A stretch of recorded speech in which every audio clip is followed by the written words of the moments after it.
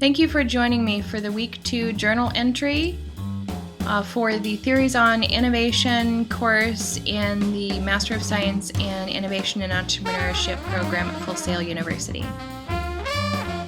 Now, this week was all about this sort of feeling that there is definitely a light at the end of the tunnel, that life is about change and challenge, but that generally, this is something that I feel like that I was always apt at the workplace about adapting to change and challenge and needing challenge.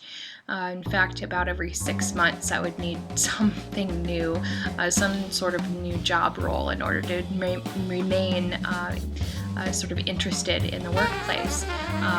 But in my sort of personal endeavors or my this change into becoming a true entrepreneur, it has definitely shown me this week that it can be a challenge, even for people that are adapted to change. As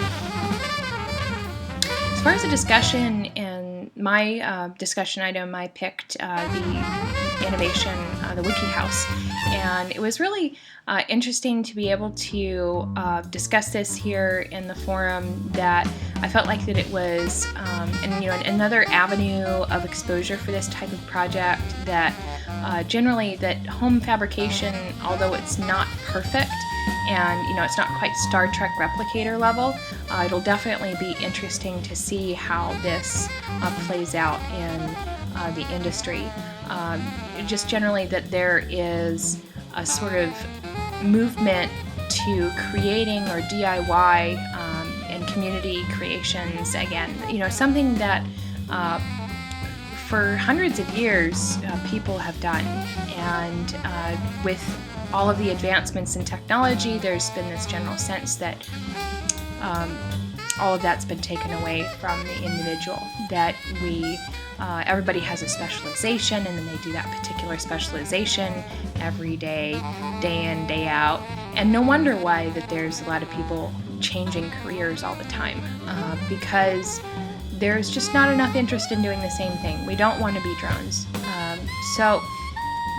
Getting back to this, I think it's just natural for us to do, and it'll be interesting to see how this applies. That if we see a lot more prototyping going on. I mean, I already see some applications within the business sector, within technology, where people or companies like Ubuntu, an popular open source operating system provider, that they've used it for their smartphone project. And although it didn't get fully funded, it definitely was used, the 3D printing was used in order to decide what kind of case design that they wanted to go with. So there's some practical applications in business, but also I think that it really can be used quite a bit in the home. Now, the stability of the plastics or the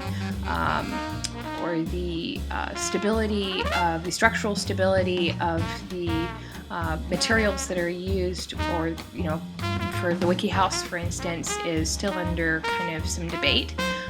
But with the changes in design, who knows? Maybe this will be a whole new way to build modularly and cheaply, and we'll see what happens with this. I'm excited to get into. I was talking about how in the discussion forums how I was excited to get into my new home here soon, I hope, and maybe I can use some of these projects to create my workshop or something. That would be a really interesting way to apply this sort of project to my own and my own adventures as well. So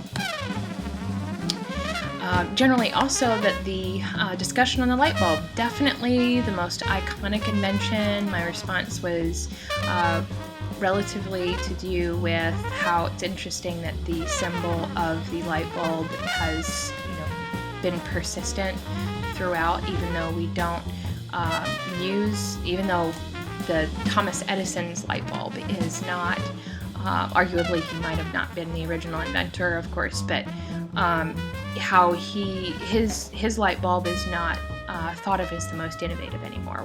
We're now looking to LED technologies, or we have already some LED technologies that seem very promising on the power consumption sort of aspect. So, it would be interesting.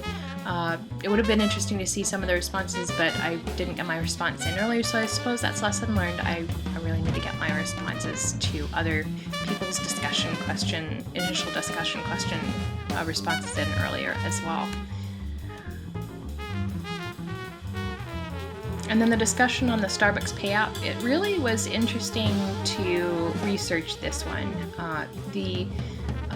Being in the technology industry and interested in mobile app development and that sort of general area anyway, it really begs you to wonder if this kind of service is the next biggest thing that most companies are going to strive for when it comes to their online mobile presence. Used to be that the initial interest was everybody was just struggling to at least get their domain name, and on that web page all they would have is, and it was acceptable to only have their company name and their mission, vision, and their phone number. But it's not that way anymore. People want more details, people want more interaction. So this is another level of interaction. It'll be interesting to see how this changes the marketplace and customer interactions with especially retail providers.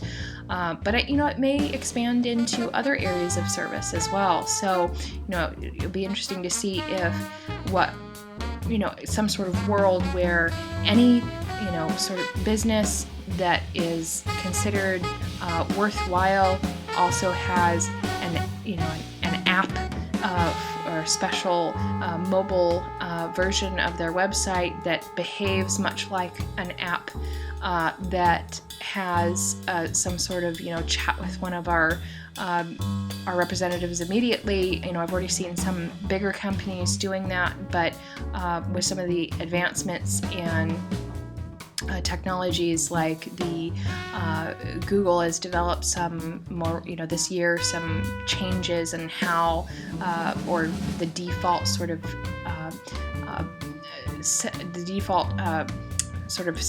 feature set that they have with their platform that allows an app developer to directly link into Google Wallet. And so, it'll be interesting to see, which sort of pay service kind of wins out. If it becomes a PayPal world on the mobile side, or if it becomes, some sort of mix, across the board, or if they really won't, more or less, if everybody's going to do their own independent method of payment service, or if they're going to rely on the carrier and or operating system to provide that sort of pay method. So it'll be interesting to see how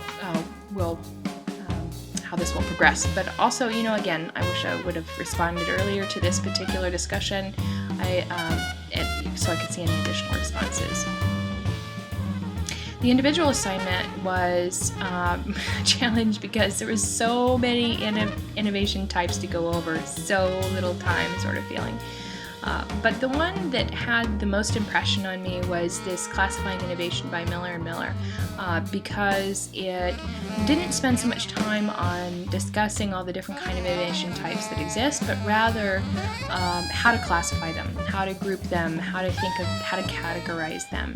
And so it really helped me to build my innovation strategy in a more diversified way. And I think I'll continue to use this particular document and the methods that were used in this document, like the 6-pane, and there was this other web sort of method, to really get a feel of making sure that my portfolio is is diversified, like I was saying. So basically that I had settled on a combination of these different types between breakthrough, next gen, and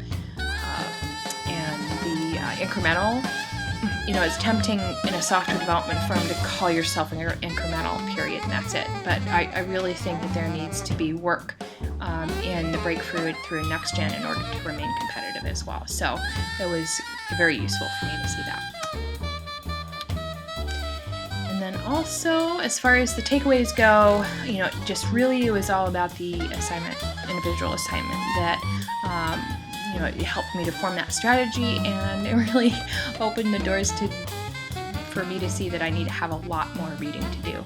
So more work for me, but satisfying nonetheless. So as far as the references are concerned, the ones that I list here are really just for the individual assignment. Like I said, there were so many references. I used a lot for the discussion questions as well, but those were kind of individual to the discussion questions. So these were the ones that kind of found the most influential.